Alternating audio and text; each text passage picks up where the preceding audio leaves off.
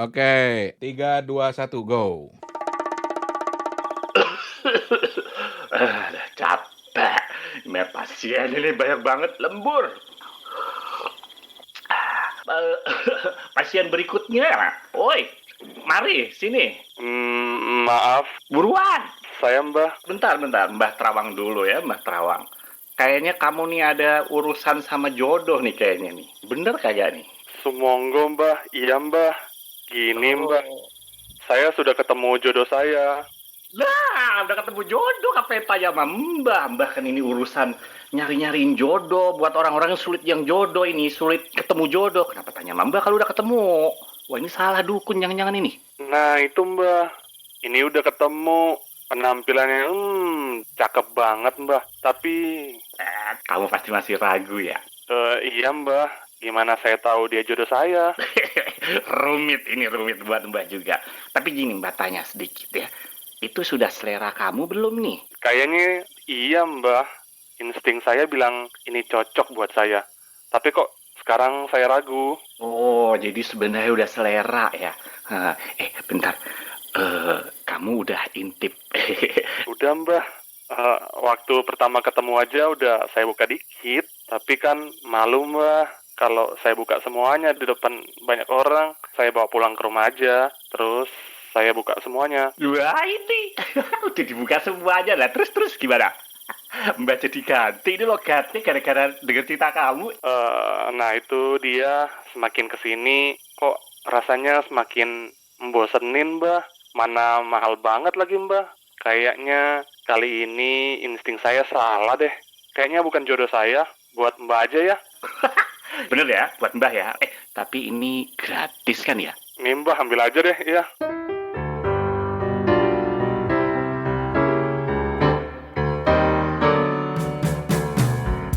Oh my god, cakep bener.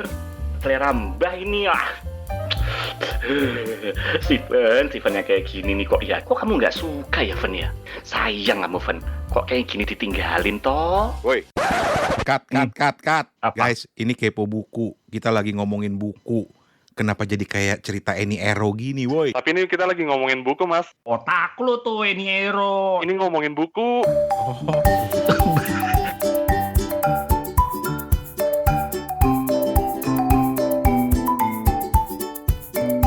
Assalamualaikum warahmatullahi wabarakatuh. Belum.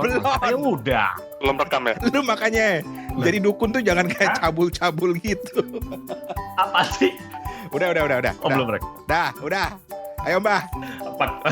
Apa kabar semua para kepor bukur? Semoga baik-baik aja. Kali ini kita kembali lagi barengan di edisi Kepo Buku. Entah edisi keberapa, ini tergantung Rani yang ngeluarin edisi keberapa, aku juga nggak ngerti. Di sini ada seperti biasa dari Singapura ada saya Hertoto Eko dan yang ada di Ambon. Ya, halo, saya Steven. Halo. Halo Mas Steven, apa kabarnya? Baik-baik aja? Iya, baik-baik, sehat. Kemudian dari Ambon kita langsung menuju ke negara Krung Thep kalau orang Bangkoknya. Krung Thep, itu Bapak Rani. Om Rani nih. Sawadikap. Cip. Oke, nah di edisi kita kali ini seperti biasa kita akan tetap ngomongin buku, tapi kita punya topik menarik nih yang bakal kita omongin bertiga ya. Mungkin nanti teman-teman juga bisa nimbrung di postingan kita di Instagram juga. Iya, ada hubungannya dengan perjodohannya Steven. Bah, cocok bener. Steven itu harus kita bahas perjodohan. Giliran udah dapet jodohnya dikasih ke Toto. Iya gimana sih dikasih ke dukun ya gitu. Enggak. Tadi tuh sebenarnya salah satu opening kita ya yang kita bikin bahwa ternyata ternyata buku itu sama aja mencari jodoh gitu ya. Even buat kita yang suka membaca buku, mungkin buat gua gitu kan ya Ran ya, kayak lu juga, mungkin kayak Steven ya. Kita tuh banyak beli buku, kita banyak baca buku, tapi ternyata sampai sekarang ini, terutama buat gua pribadi gitu ya, buku itu nggak selalu cocok gitu. Udah kita beli, udah kita lihat-lihat. Mungkin kalau Steven lebih rajin gitu ya, review gitu ya. Tiba-tiba kok, ya kadang-kadang nggak jodoh, kadang-kadang yang membuat kita bingung itu. Nah, makanya kita pengen tahu nih, gimana sih kita tahu kalau buku yang kita beli atau buku yang mau kita baca itu jodoh buat kita apa enggak? gitu kan, dan macam-macam. Apalagi kalau zaman dulu kita beli, mungkin kita nanti bahas ya Ren ya satu-satu gitu. Kalau misalnya ke toko buku, kita udah lihat bukunya gitu kan, udah dilihat. Toko buku juga macam-macam ya, toko buku sekarang kan kalau ke Udah diintip dalamannya. udah diintip dalamannya, kadang-kadang masih diplastikin, terus ada yang diintip dalamannya, kadang-kadang masih diplastikin, terus plastiknya disobek sedikit gitu. Misalnya kayak gitu ya. Terus sekarang lebih kacau lagi dengan adanya buku online gitu kan. Buku online, yang belinya online, bukunya fisik tapi belinya online, itu lebih susah lagi gitu kan. Terus ada lagi e-book segala macam. Makanya pengen tahu nih, kita pengen kepo nih, sebenarnya gimana ya nentuin bahwa buku ini cocok buat gua apa enggak gitu kan. Terutama buku yang bebas gitu, maksudnya bukan buku yang memang tidak harus kita baca, tapi buku yang pengen kita baca gitu. Beda ya, kalau buku yang harus kita baca mungkin karena kerjaan, karena kuliah memang mau nggak mau gitu. Tapi ada buku yang bebas, bisa buku cerita atau buku non fiksi gitu. Nah gitu, jadi kita pengen tahu nih.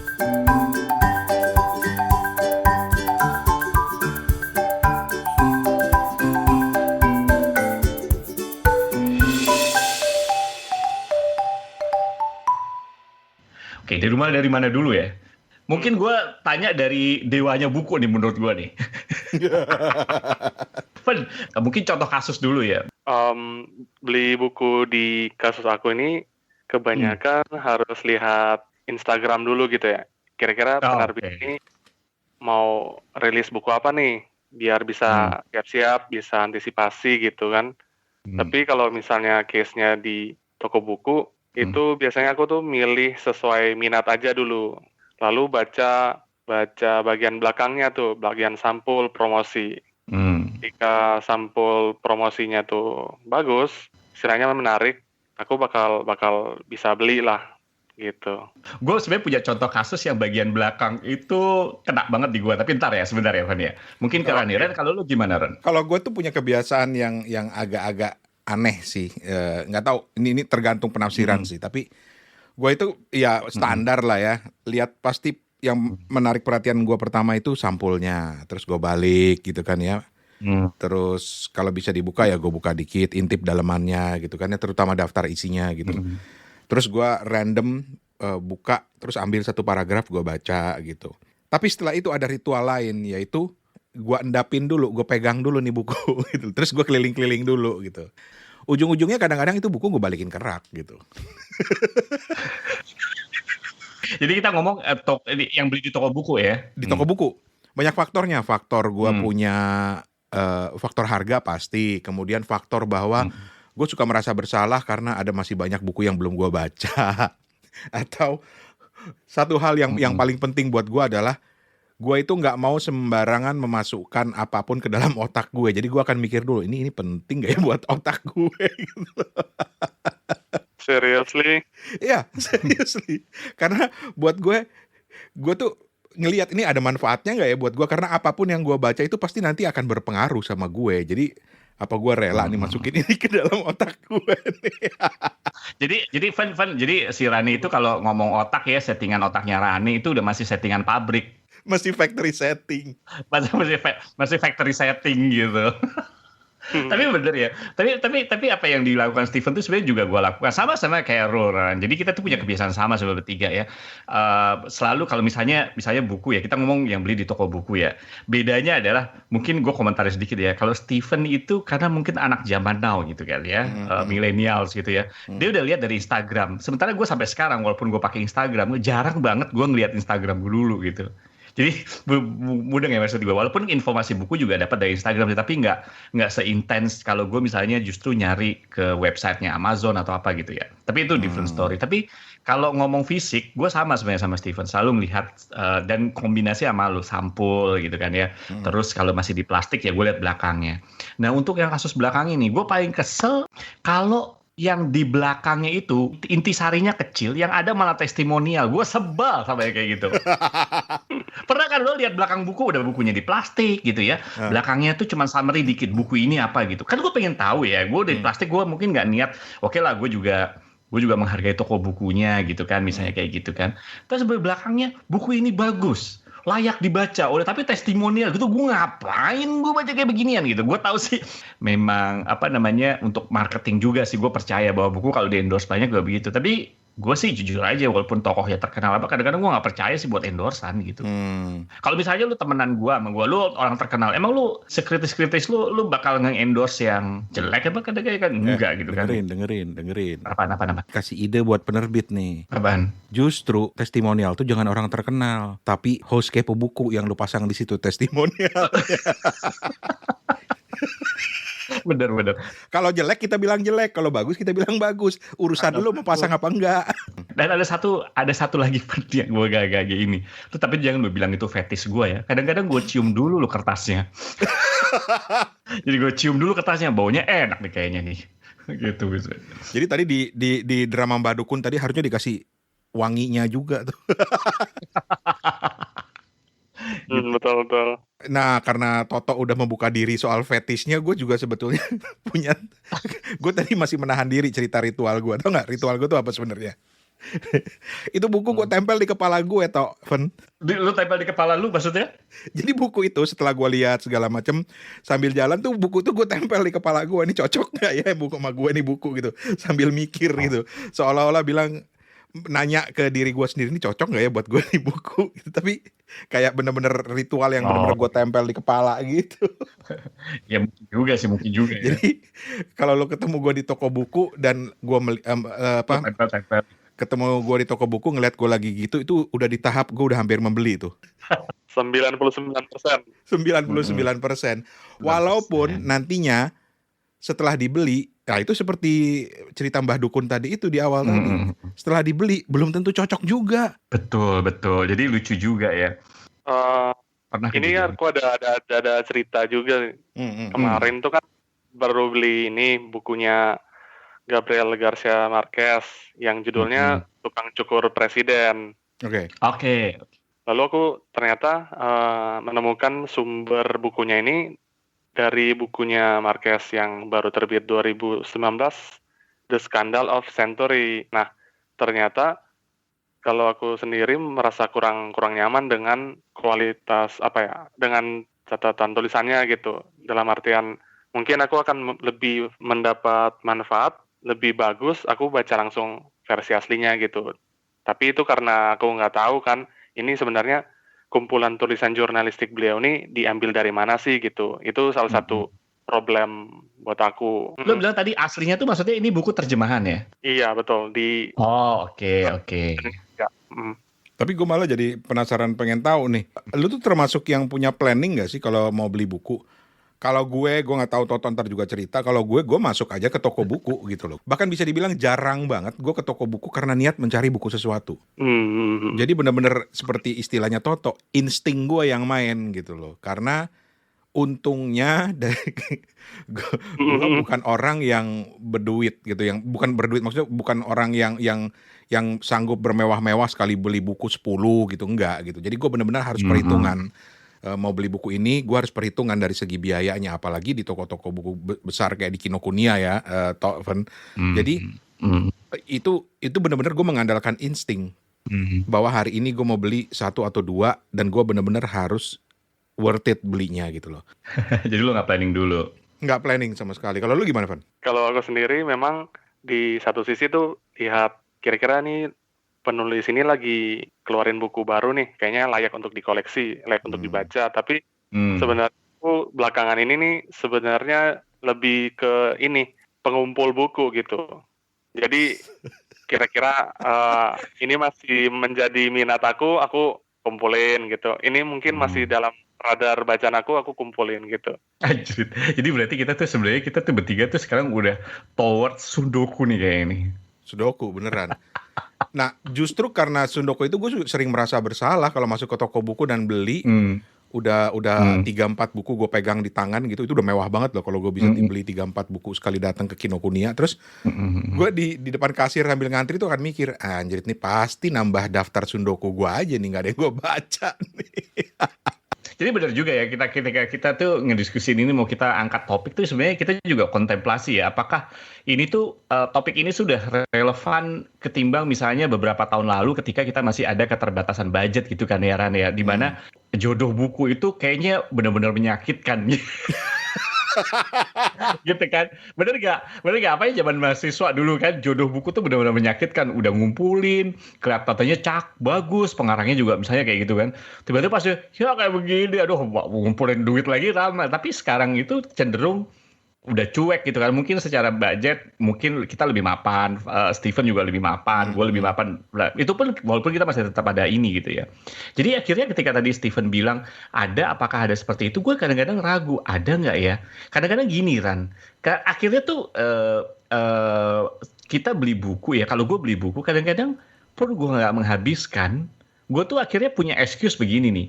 Ini bukan masalah jodoh, toh gue udah ngabisin sebab 2 bab lainnya gue udah ngerti lagi gitu. Padahal sih kalau menurut gue, udah nggak maksud gue.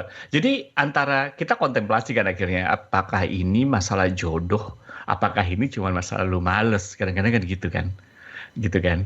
Apalagi buku fisik yang sebenarnya udah lu lihat, lu udah punya ritual gitu, ya. Tapi belakangan memang akhirnya gue sama kayak lu sih, bahkan sekarang Rika juga kadang-kadang tanya, kok lu tumben nggak beli buku? Yeah.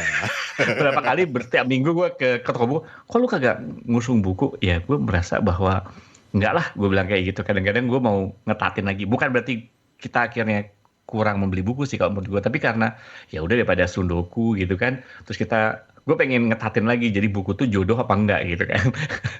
Sudah sih itu. Oke. Gitu. Jadi menurut lu buku itu jodoh-jodohan apa enggak? Bagi gue sih saat ini sih tetap jodoh-jodohan. Kita ngomong yang fisik dulu ya, kita udah lihat, kita udah buka. Kadang-kadang nggak jodoh juga gitu. Kan di toko buku walaupun lu udah lihat daftar isinya, lu udah lihat dari bab per bab, kadang-kadang kan bab pertama, bab kedua tuh menarik, bener nggak sih? Tiba-tiba begitu bab kedua, apa sih ini kok kayaknya repetitif banget gitu ya. Akhirnya ya, tapi ya kayak gitu gue bilang, sebenarnya oke lah kalau diklasifikasikan jodoh apa nggak jodoh, ya kira gue bilang itu jodoh nggak jodoh juga sih, terutama buat gue mungkin fiksi. Balik lagi ke situ ya.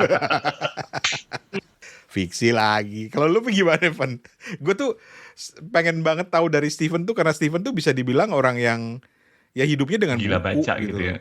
Gila baca gitu. Kalau misalnya dibilang jodoh-jodohan tuh, menurut aku sejauh ini tuh kayak apa ya, merasa beruntung aja gitu beli buku tertentu dan kepikiran ini bagus nggak ya sebenarnya, dan ternyata bagus gitu, karena di toko buku tuh kan kebanyakan tidak dibuka secara sembarangan kan. Itulah kenapa di toko buku tuh cukup dilematis gitu ya Bang Rane, Mas Toto, karena di satu sisi mana bisa orang menilai sebuah buku dari hanya covernya doang, dari sampul belakangnya doang, ataupun dari penciuman doang gitu kan.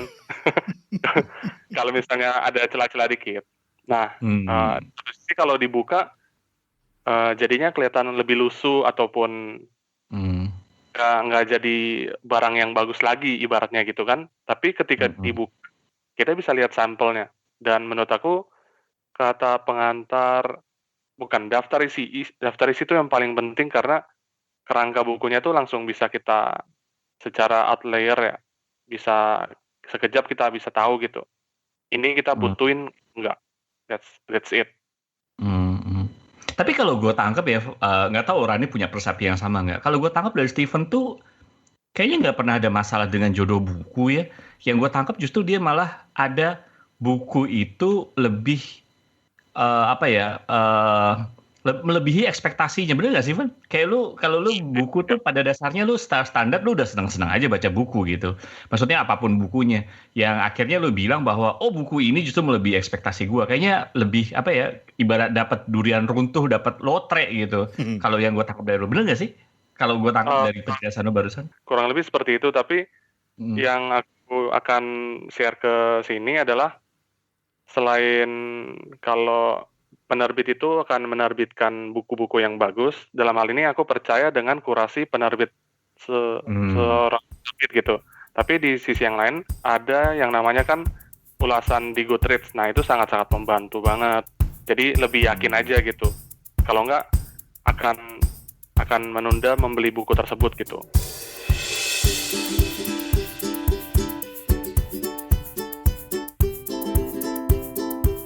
Nah, oke. Nah ini nih tadi gue mau masuk di Sundari deh kayak ini nih.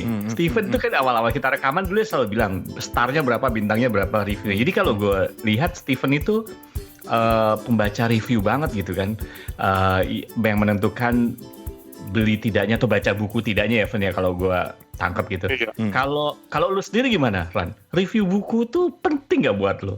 Dalam akhirnya bilang buku ini bagus apa enggak, akhirnya lu beli, walaupun nanti jodoh apa enggak, lu kepengaruh banget gak sih sama review? Loh, justru salah satu alasan kepo buku menurut versi gue ya, karena kita kan masing-masing co-founder semua gitu kan dari kepo buku. Tapi salah satu alasan gue adalah karena gue lebih percaya cerita temen tentang buku ketimbang misalnya gue masuk toko buku ada rak bestseller. Ini minta maaf ya yang bisnis buku ya, minta maaf banget, tidak bermaksud menjelek-jelekan, tapi gue cenderung lebih percaya sama rekomendasi orang. Lo pernah nggak sih ngelihat orang lagi makan terus tiba-tiba lo jadi lapar? Pernah. Sering gitu Iya ya. kan? Lo ngeliat orang, gila enak banget nih orang makannya, padahal makannya nasi doang sama sambel sama ikan asin gitu, enak banget. Gue jadi pengen makan juga. Nah, logika gue tuh kayak begitu. Gue lebih suka ngelihat itu gitu loh. Ketimbang orang menjelaskan ini nasi ini unsurnya dari ini, karbohidratnya segini segala macem gitu. Lagi-lagi minta maaf kepada para preview buku yang suka menulis panjang lebar karena gue takut ditimpukin sama preview buku. Tapi ada kok preview buku itu yang jago banget cerita tentang buku, sehingga oh ini maksudnya, dan gue tergerak untuk membeli juga. Itu ada juga seperti itu gitu loh. Oke. Jadi lu emang percaya review banget lo ya kalau gitu. Tapi reviewnya sama siapa dulu gitu kan, terutama orang-orang dekat. Selektif. Gue sebenarnya kalau gue juga sama, tapi gue tambahin satu lagi nih. Kalau lu kan analoginya, pernah nggak sih lu makan ngelihat orang makan walaupun makannya cuman ya dalam tanda kutip ya, mungkin menurut lu sederhana gitu, tapi lu jadi ngiler dan pengen. Gue tambahin satu lagi, kalau untuk analogi makanan, lu datang ke restoran, lu nggak tahu makan apa, orang lain tahu nggak makan apa, orang lain juga nggak tahu makan apa, ada 5 orang, makan apa, tiba-tiba ada satu orang, gue pesen nasi goreng deh, nggak tadi gitu, tiba-tiba yang lain gitu, ya udah gue nasi goreng, nah itu yang terjadi di gue. Terutama untuk lo berdua, lo kan nggak pernah nge-review, lo kayak buku yang terakhir, apa lo nge-review, lo juga belum baca, tapi kan gue tanya, emang lo lagi baca apaan? Itu, udah deh gue baca itu juga deh, kayak gitu. Yoi. Bener kan? Ada beberapa orang yang ketika dia nyebut judulnya aja, dia lagi cerita lagi buku apa, gue langsung beli. Salah satunya itu, salah duanya ada di sini, lo sama Steven. Walaupun kadang-kadang bukunya Toto agak-agak aneh sih buat gue, tapi agak aneh gitu kan? minimal gue akan searching.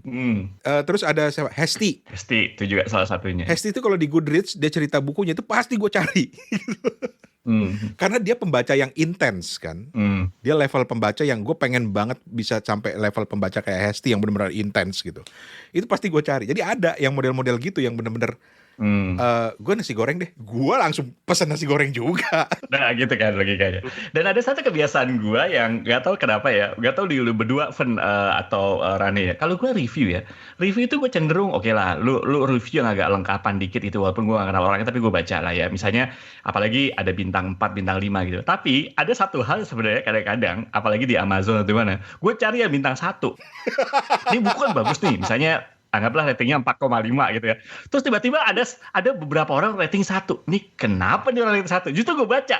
Ini kenapa nih orang kok susah banget terpuaskan, not even nomor 3 gitu. Jadi gue langsung nomor 1 gitu. Ini kenapa sih orang ngomel-ngomel sampai, kenapa lu sampai buku yang orang lain secara rata-rata 4,5 ke atas gitu kan misalnya gitu.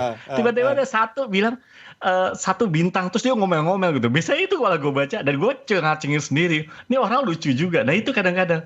Nah kalau ada review yang aneh-aneh kayak gitu, Van, gue justru baca dan kadang-kadang gue juga mau lihat bukunya, apa iya sih orang ini bener apa enggak gitu. Kalau gue orangnya malah, lu punya kebiasaan gitu nggak sih, Van, lihat orang yang ini kenapa nih ngasih bintang 1 nih ngomel-ngomel, atau lu nggak, lu selalu ngelihat yang oke-oke aja gitu dari sebuah review?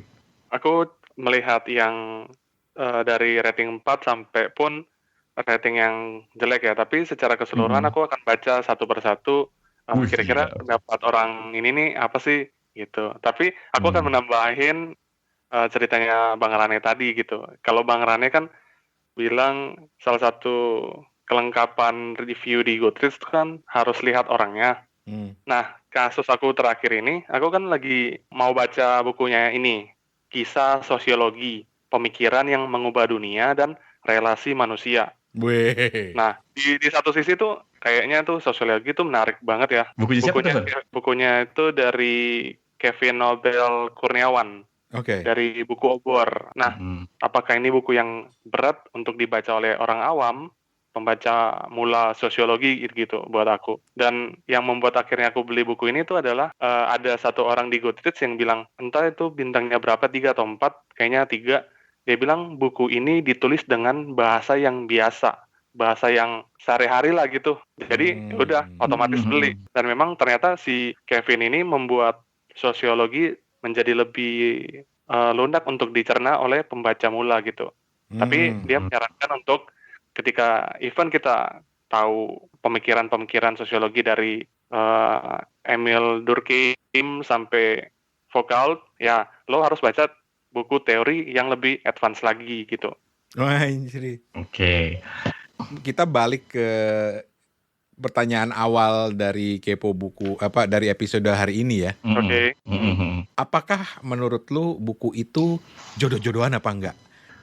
Gua gini, kalau gue bilang susah juga ya, karena kadang-kadang gini ya, gue sama sih sama lu ya. Misalnya ke toko buku tuh pada dasarnya gue jarang banget paling mau beli buku apa. Jarang diniatin kan? Jarang diniatin aja ya, gue bilang nggak 100% lah ya, kadang-kadang juga gue tahu kan misalnya dari siapa gitu, dari lu, dari oke lah kalau gitu gue cari gitu kan, atau gue lihat di reviewnya orang atau mungkin di apa gitu kan, tapi rata-rata enggak. Jadi buku itu jodoh-jodohan menurut gue gitu ya. Karena di sekian banyak buku di toko buku, kenapa tiba-tiba ada yang seakan-akan buat gue tuh, kalau gue ini gue lu aneh lagi.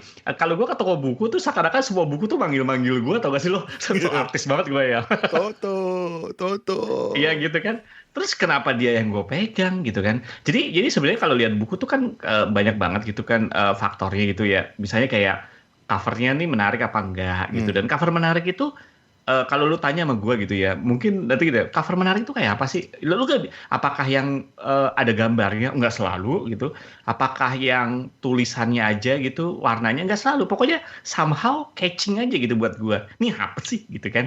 Kedua udah pasti gue judulnya gitu. Kalau gue ya, kalau urutan ya, itu judul gitu. Abis itu biasanya adalah layout di dalamnya tuh justru sebelum gue ngelihat di luar dari deskripsi yang di belakang, di luar dari daftar isi ya, itu udah pasti. Tapi anggaplah hal yang lain itu biasanya covernya, kedua terus judulnya, ketiga itu justru layout sama typesettingnya gitu. Apa sih Ran, huruf-hurufnya gitu, fontnya kayak gitu-gitu, tata letaknya kayak gitu-gitu biasanya. Yang membuat gue akhirnya oke lah gue ambil lah lo gitu.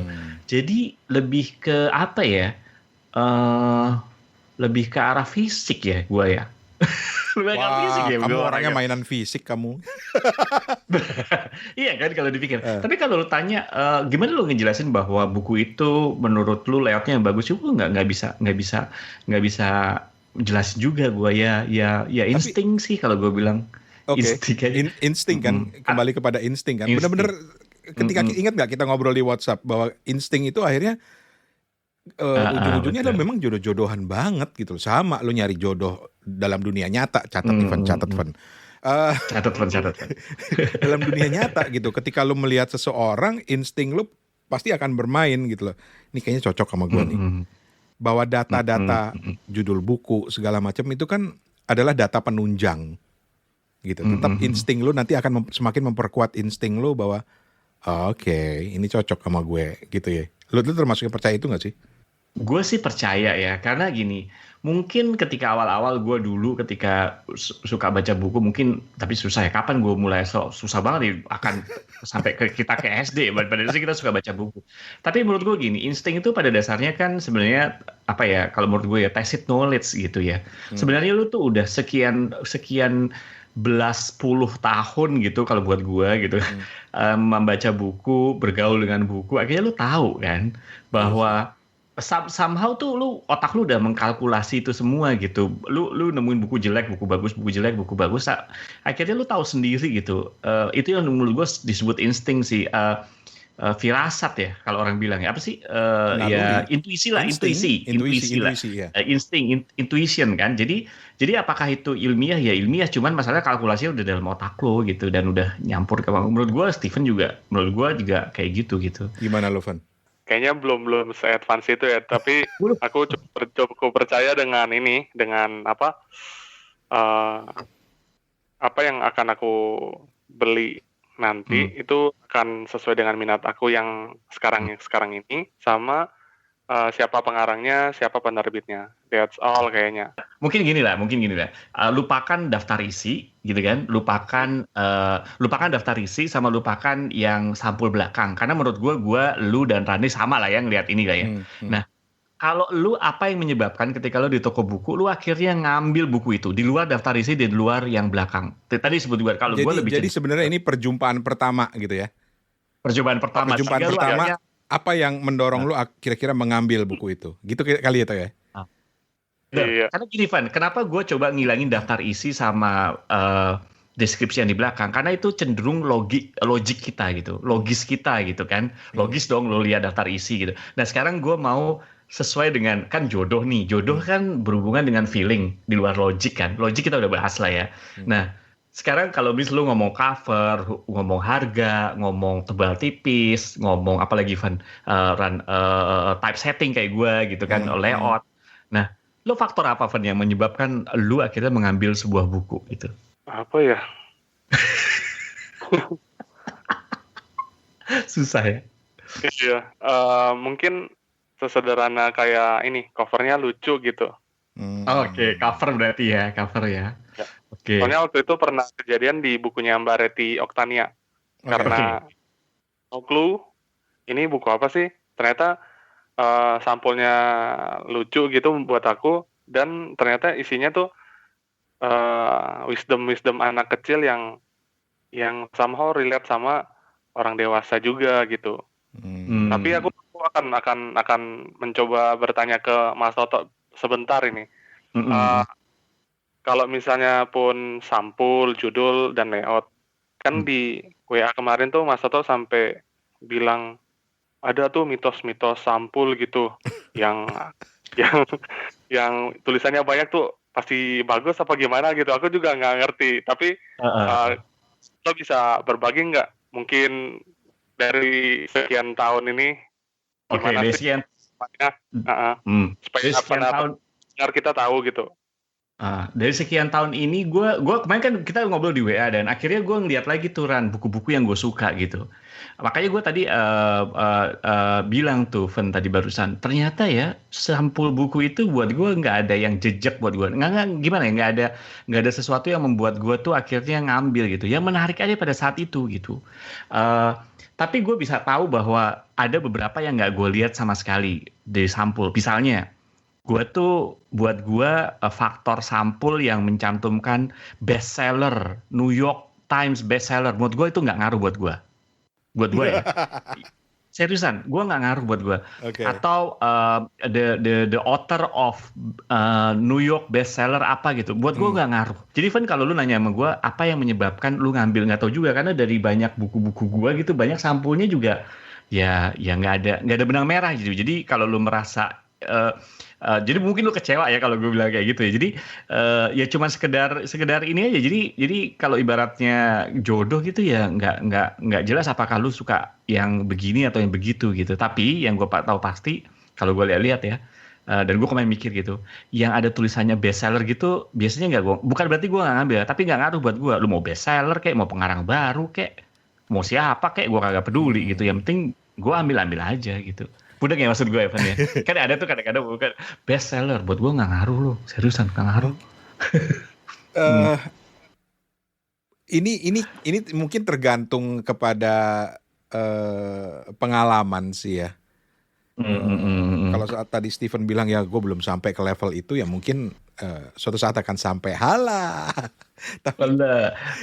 Walaupun gue nggak percaya. Walaupun gue nggak percaya sebenarnya. Cuman kalau menurut gue Stephen tuh udah dalam proses itu, udah dalam tahap seperti itu kalau menurut gue. Harusnya udahlah tiap hari ngempanin buku. Udahlah dia bergaul buku, justru lebih gila dari kita kalau menurut gue. Cuman mungkin dia nggak sadar aja gitu. Asik. Jadi gitu. Nah, Iya. kalau gue tuh lebih semakin kesini semakin selektif seperti gue bilang tadi. Hmm. Karena Hmm. itu gue nggak apa ya. Satu, gue nggak mau buang-buang waktu. Jadi kalaupun gue udah beli buku itu dan gue udah insting gue bilang ini cocok, tapi gue baca beberapa halaman, terus gue berikan kesempatan gue pindah ke tengah atau bahkan sampai ke akhir dan ternyata gue nggak dapet koneksinya gitu loh. Itu akhirnya ya gue taruh dulu, gue simpen dulu, mungkin nanti gue revisit lagi gitu loh. Revisit lagi, oke. Tapi ada logika yang menarik yang baru belakangan ini kemudian bisa gue sambungin dengan buku, yaitu hobi gue nonton Netflix. Gue itu kan suka banget binge watching ya, apapun tuh kalau udah bosen, udah suntuk, gue nonton Netflix gitu. Nah, mungkin karena gue nontonnya itu menjelang tidur gitu ya, jadi dia nempel terus di kepala bahkan sampai kebawa ke dalam mimpi gitu. Tapi yang ingin gue ceritakan adalah gue itu nggak mau sembarangan nonton gitu ya, karena gue pikir dia akan sangat mempengaruhi pola pikir gue gitu loh. Balik lagi ke situ ya. Dia memperkaya gue atau enggak gitu loh. Jadi kadang-kadang gue baru setengah nonton aja, udah nggak dapet nih. Jadi gue tuh kalau nonton tuh sekarang struggle karena bener-bener fokus, gue bener-bener ini apa, ini menarik nggak ya, ini menarik nggak ya. Termasuk salah satu contohnya ketika gue nonton film rekomendasinya Toto tuh Funikura yang diambil dari Before the Coffee Gets Cold, buku itu. Sebenarnya itu bukan rekomendasi, Nemu. Karena novelnya ada, gue nemu kok Ran, kok ini udah dibikin film sih? Dan kebetulan Netflix Singapura gue kagak bisa ngeliat gitu, makanya gue bilang kan Ran coba lu lihat ini bagus apa enggak gitu kan. Iya. Dan walaupun Toto bilang ratingnya itu 6 dari 10 kan. Ratingnya 6 tapi si Ran ini. Nah itu dia. Makanya itu udah terpengaruh ke gue, tapi akhirnya gue tonton dulu, menarik nih, menarik. Lama-lama ya udah, akhirnya dia memperkaya diri gue gitu loh ketika gue nonton itu gitu. Lain misalnya gue nonton film lain yang setelah selesai pun gue langsung damn, gue baru buang-buang waktu aja nih nonton gitu. Nah sama halnya dengan buku gitu loh. Jadi gue nggak mau pada akhirnya menghabiskan waktu gue untuk membaca sesuatu yang tidak akan memperkaya diri gue, memperkaya batin gue, memperkaya otak gue gitu loh. Jadi disitulah gue berhenti pada titik-titik tertentu gitu loh. Dan jarang banget gue bisa sampai baca sampai habis. Walaupun ada beberapa buku yang gue berjuang banget gitu loh. Gue harus kasih kesempatan buku ini sampai habis gitu. Nah itu ada beberapa yang akhirnya nggak kelar gue baca karena gue merasa bahwa ini nggak menambah value buat gue gitu. Itu gue sih udah sampai pada tahap itu ketika ngomong jodoh-jodohan buku. Benar. Jadi walaupun buku itu sudah di tangan gue, logikanya adalah sudah jodoh dengan gue, udah gue beli, udah ijab kabul istilahnya gitu loh. Tapi ketika kemudian gue baca dan tidak menambah nilai buat gue, ya udah gue bodo amat gitu loh. Harus kandas di tengah jalan. Dan itu pernikahan dengan buku harus kandas. Banyak banget buku-buku itu. Dan tapi bener ya, gue mungkin sama ya dengan lu ya. Gue tuh dan untuk baca buku sama dengan juga nonton film. Jadi kadang-kadang gue ngomong sama kebetulan istri gue kan juga suka banget nonton film, dan gue bilang kok sekarang film tuh nggak ada yang breakthrough ya gitu kan. Lo tau kan maksud gue ya, bagus tapi nggak ada breakthrough gitu. Maksudnya ada konsep nggak sih ketika lu pertama kali nonton Inception, nih gila nih film nih, gue bilang kayak gini nih bisa melukiskan bagaimana apa namanya, mimpi jelas banget, tiba-tiba ada kereta jalan di tengah, kan kita mimpi kita kayak gitu. Terus ada ketika dia bikin Shutter Island misalnya kayak gitu, nih Leonardo DiCaprio. Tapi maksud gue ada beberapa yang dulu Night Shyamalan, ada yang namanya Sixth Sense gitu kan, pada saat itu breakthrough banget menurut gue konsep. Dan ketika nonton film dulu kok gini-gini aja. Menurut gue buku juga kayak begitu sih. Jadi saya setuju banget sama lu Ran. Ada buku yang lu harus punya experience baru gitu. Ketika lu nggak ngedapetin sesuatu, apaan sih nih gitu kan? Ya bagus. Gue nggak bilang bagus, tapi buat lu udah nggak new experience lagi ya. Sama kayak lu makan, kan nggak tahu ya, kalau buat kita harusnya udah bukan masalah banyak-banyakan makan lagi kan, tapi experience apa dengan makanan ini seharusnya sih kalau mungkin karena kita udah tua ya Ran ya. Tapi sebentar. Ini kita ngomongin Jadi kita butuh Gue experience. jarang-jarang dengerin Toto ngaku tua. Iya kan? Kan gitu ya. Jadi experience kan ketika lu makan ya enak, enak. Tapi ya enak. Tapi gue nggak nemuin rasa baru yang gila di makanan kayak gitu kan. Atau lu datang ke suatu tempat. Akhirnya kita butuh experience. Dan mungkin menurut gue buku juga kayak gitu.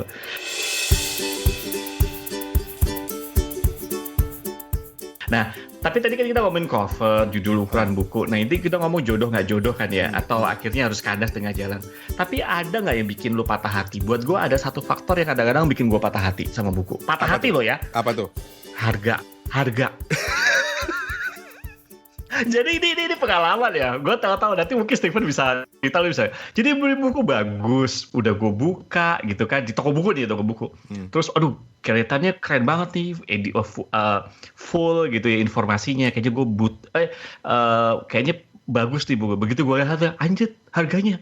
Masa ada buku harganya $150, $178 gitu, buku-buku tertentu gitu kan ya. Akhirnya tapi gue pengen gitu, tapi gue buat aduh, gue terpaksa gue sepatah hati nih. Minimal ibaratnya gini loh, lu udah naksir seseorang gitu ya, seseorang gitu kan, oke, udah pinter, cakep gitu ya, seksi gitu. Tiba-tiba lu ngelihat dia tuh dari keluarga yang berada gitu. Gak mungkin deh gue dapet anak pelongo melerat, misalnya kayak gitu. Batanya kayak gitu ya. Jadi gue udah patah harang duluan, udah patah hati, udah gue kubur gitu. Pernah gak sih lo kayak gitu? Stephen, Ada. Oke, lu dulu. Oke, lu. Nah, abis itu Stephen ya. Steven dulu deh. Gue lagi ngambil Kindle gue dulu bentar. Oke, Stephen. Oke. Oke. Ada nggak kayak gitu, Van? Menurut gue itu lebih menyakitkan. Memang masalah harga tuh memang cukup menjadi sebuah hambatan untuk seorang pecinta buku ya, untuk dapetin si dia gitu. Tapi di kasus aku ini kan baru aja baca buku Bersyukur Tanpa Liburnya kan. Nah, aku nih akhirnya jadi tertarik dengan Senopati Pamungkasnya beliau gitu. Aku cari-cari lah, mungkin ada kali ya di marketplace gitu. Dan aku lihat lagi sampai berjilid-jilid volume gitu. Dan sementara aku nggak mau baca di e-book kan, nggak bisa lebih menikmati banget lah. Kalau misalnya cerita silat itu bisa kita pegang, kita rasakan di tangan juga gitu sambil bacanya. Dan ternyata tuh di marketplace tuh udah nggak ada gitu. Ada cuma udah bekas lah salah satunya. Terus harganya tuh ratusan ribu gitu. Jadi benar-benar apa ya, yang kayak jodoh belum ketemu gitu. Aduh, rasanya tuh kayak ada yang kurang gitu ya. Gitu. Jadi kalau cantikan gitu. Kalau lo Ron? Oke. Ada 3 paling tidak. Yang pertama itu bukunya grafik novelnya Osamu Tezuka yang judulnya Ayako. Itu mahal banget. Mahal banget. Itu sampai sekarang belum kebeli sama gue gitu loh. Karena gue setiap kali gue ke Kinokuniya, gue tuh selalu nimang-nimang buku itu di bagian seksi komik. Gue sebelnya kalau ke Kinokuniya itu, ke seksi komik, itu semuanya komik-komik kenapa jadi mahal ya? Nah, ketika gue ngambil buku Ayakonya Osamu Tezuka itu, gue langsung bilang, aduh ya Allah, worth it gak ya gue beli ini gitu loh. Itu berapa harganya kira-kira? Tunggu, hampir 30 US cuy. Tebel banget soalnya. Tebel banget soalnya ya. Yang kedua itu buku biografinya Obama, Van? A Promised Land. A Promised Land. Itu buku yang gue harus punya versi cetaknya, tapi itu juga mahal juga gitu kan ya. Mahal juga, oke. Tapi ada saat-saat dimana gue patah hati, tapi kemudian gue berjuang untuk mendapatkannya. Yaitu judulnya itu, ini grafik novel lagi, karya Yoshihiro Tatsumi, judul bukunya itu Tatsumi. Itu tebelnya itu hampir 600 halaman gitu.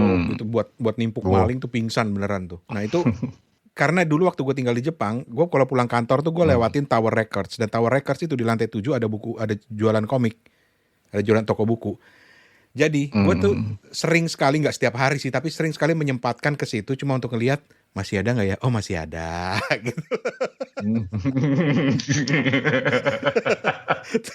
Terus masih available gitu kalau. Karena itu masih available gitu ya. Itu harganya itu 6.000 yen, itu hampir 700.000 cuy, satu buku. $70 lah ya. 70. Nah itu Itu setiap saat gue tengok masih ada. Akhirnya ya pada suatu hari gue nekat, gue pakai kartu kredit, gue cicil aja gitu loh, gue beli. Cicilan 0%, cicilan 0%. Tapi alhamdulillahnya ini akhir dari kisah percintaan gue dengan buku Tatsumi ini adalah gue dapat tanda tangan komikusnya. Keren. Jadi perjuangan yang tidak sia-sia sebenarnya. Tidak sia-sia gitu. Tapi gue kepikiran ya, gue nggak tahu lu berdua ya. Tapi kalau ini belum pernah kejadian sama gue sih. Lu pernah nggak sih? Lu kan tadi ngomong buku Jepang gitu. Pernah nggak lu pernah nggak sih lu tahu ada buku yang bagus gitu ya? Somehow gitu mungkin teman lu cerita lah gitu kan. Dan lu pengen baca gitu. Tapi sayangnya di bahasa yang lu belum ngerti gitu. Pernah nggak lu kejadian kayak gitu? Kalau gue sih belum pernah. Nggak usah ditanya kalau itu mah. Kapan sih diterjemahin gitu? Itu dia. Dibacakan gitu. Salah satunya ya buku-bukunya. Ketika teman-teman gue orang Jepang itu gue ingat banget ketika ada teman gue yang bilang gue malam ini harus begadang di Kinokuniya di salah satu stasiun di Tokyo gitu ya, di dekat Tokyo Eki gitu, karena mau beli bukunya Haruki Murakami, Ichikyu Hachiyong. Wih, gue bilang gue boleh nitip nggak? Terus teman gue bilang, emang lu bisa bahasa Jepang? Dan itu kan baru beberapa tahun kemudian keluar versi Inggrisnya. Beli, lu akhirnya tetap beli? Enggak lah, karena ada teman gue yang bilang bego lu bukannya beli, tetap aja kan teman lu bisa nitip beli buku 2 kan gitu, beli 2 eksemplar. Karena buku di Jepang tuh kan nggak mahal-mahal amat gitu ya untuk novel-novel yang paperback begitu. Tapi kan yang jadi masalah adalah ada orang yang mikir lu harus beli karena itu momen bersejarah gitu, walaupun lu nggak ngerti. Banyak teman-teman gue yang koleksi lengkap buku-buku komik-komik Jepang, mau Naruto apa dalam bahasa Jepang tapi nggak ngerti bacanya. Oh iya, gue juga punya temen kayak gitu. Jadi gue nggak pernah kejadian kayak gitu ya. Maksudnya sampai segitunya gitu. Jadi gue nunggu aja gitu. Tapi ada banyak temen gue juga kayak begitu. Komik rata-rata tuh kagak bisa bahasanya. Bodoh gue. Apalagi sekarang udah ada Google Translate yang pakai di foto tuh. Tapi kan bahasa translate-nya jelek men. Gue bilang gitu. Bodoh amat. Yang penting gue harus punya dulu kata dia. Yang penting dia bisa baca gitu kan. Itu bisa benar. Baca dulu, ada gitu kan. Kayak gitu. Jadi ada kayak gitu saking ininya gitu ya. Benar. Dan karena gue pengalaman tinggal di 2 negara yang bahasa dan tulisan itu berbeda, yaitu Jepang sama Thailand, itu sering banget gue masuk ke toko buku dan gue ngeliat, aduh coba nih bahasa Inggris nih buku gitu loh. karena gue merasa lihat sampulnya kok bagus gitu, ceritanya ini kayaknya menarik, gue coba foto pakai Google Translate, terus gue lihat judulnya unik nih gitu loh. Tapi ketika gue tanya ada bahasa Inggrisnya nggak? Oh no have. Kalau lu Van ada pengalaman kayak gitu nggak Van? Yang kayak gitu? Belum ada. Tapi belum ada ya. Tapi aku pengen nanya ke Bang Rane nih. Untuk wishlist yang nomor 1-nya tuh yang komik yang mahal itu, apakah nggak ada rencana untuk mungkin beli versi Jepangnya aja? Karena mungkin versi Jepangnya tuh relatif lebih murah daripada yang terjemahan Viz misalnya. Ntar gue bacanya gimana, Ven? Bacanya gimana? Kepikiran nggak juga ya? Karena Ayako-nya Osamu Tezuka itu sebenarnya ada versi ada versi Kindle-nya. Tapi ada jenis-jenis buku yang gue harus punya fisiknya. Nah, salah satunya itu adalah Ayako ini. Oke. Gue masukin wishlist lah, kali-kali Steven mau beliin. Tapi ini kita sampai di ujung-ujung nih. Gue sebenarnya justru mau nanya gini nih buat yang lagi dengerin Kepo Buku episode ini nih. Apa ya menurut lo, Ven atau Tok, take away yang bisa didapat oleh teman-teman yang dengerin episode ini? Karena mungkin mereka bilang nih ngomongin apa sih jodoh gitu.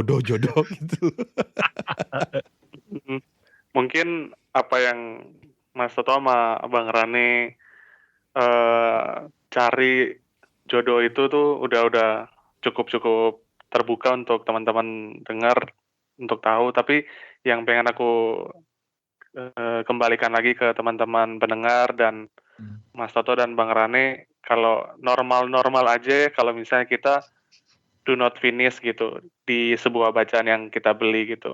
Sesuatu yang normal dan dan tidak ada kesalahan untuk itu kalau memang kita tidak engage dengan bacaan tersebut. Jadi jangan kayak merasa bersalah lah gitu. Jangan terlalu memikirkan hal tersebut gitu.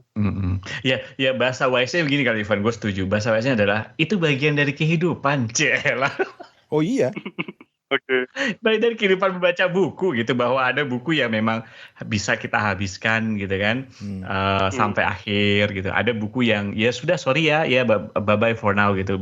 Ya nggak merasa bersalah, jangan jadi akhirnya kita nggak mau baca buku juga gitu kan. Betul. Gitu. Kalau menurut gue sih lebih ke arah bagaimana akhirnya mungkin teman-teman nanti yang dengerin ini nggak tahu apakah take away-nya apa ya, benar juga ya. Tapi take away-nya mungkin sharing yuk ke kita gitu. Ada nggak sih kasus-kasus lucu gitu kan yang mungkin merasa bahwa buku ini tuh keren tapi tiba-tiba setelah dibaca ya cuman gini aja gitu ya.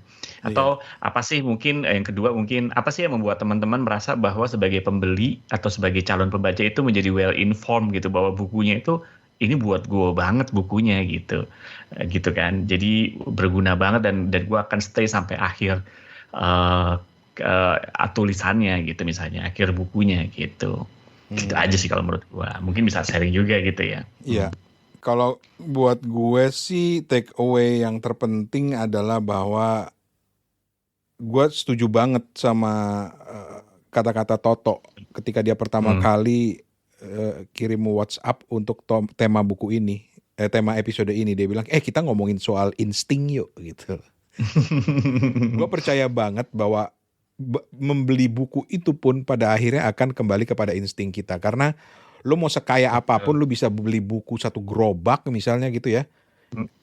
Pada akhirnya ketika lo akan membacanya itu akan melibatkan insting lo. Gitu. Lo nggak, buat gue kok nggak mungkin aja gitu lo. Lo katakan lo tajir melintir gitu ya. Lo crazy rich Ambonis gitu misalnya ya. bisa beli satu toko buku, itu tuh buku lo beli semua. Jodohnya itu pada akhirnya akan terjadi atau terbukti ketika lu mengambil buku itu dan membacanya. Dan itu menurut gua membutuhkan insting juga. Nggak mungkin lu asal comot gitu.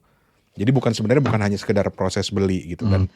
Dan juga nyambung omongan Steven tadi ya, kalau memang ternyata udah beli, udah merasa jodoh, tapi ternyata setelah dibaca kok gua nggak dapat apa-apa dan putus di tengah jalan, jangan langsung dikasih ke Mbah Dukun.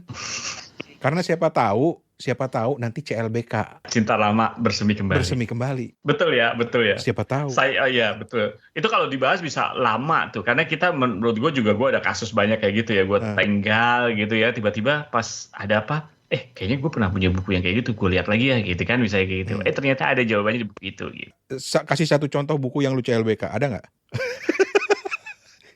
Gue soalnya ada nih. Lagi CLBK nih sama buku ini nih.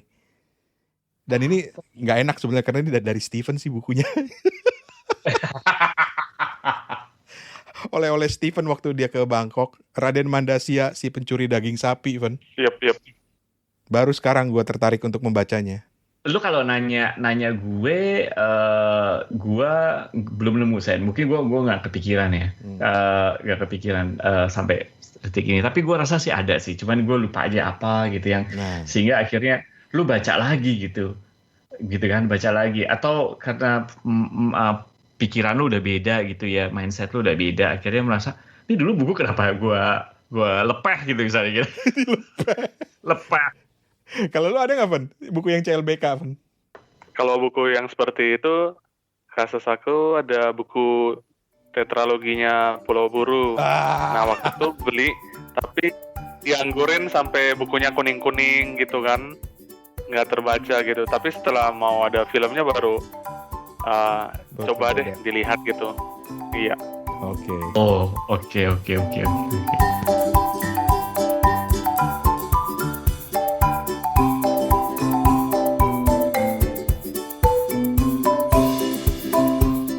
Oke deh, seru nih. Seru ya. Mudah-mudahan teman-teman bisa ikut komen juga nanti.